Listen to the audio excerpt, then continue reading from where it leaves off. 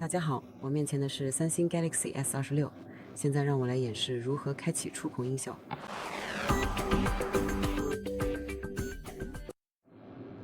首先打开设置，然后找到并选择声音与震动，进入系统声音，在这里你会看到触摸交互，只需勾选它就完成了。从现在开始，正如你所听到的，触控音效已经开启。感谢您的观看，请订阅我们的频道并点赞支持。